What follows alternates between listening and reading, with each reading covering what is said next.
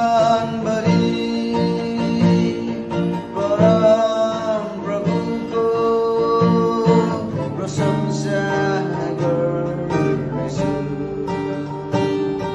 म जीवित रहन्जेल मेरो परमेश्वरको स्तुति गाइदै बस्नेछु। म जीवित रहन्जेल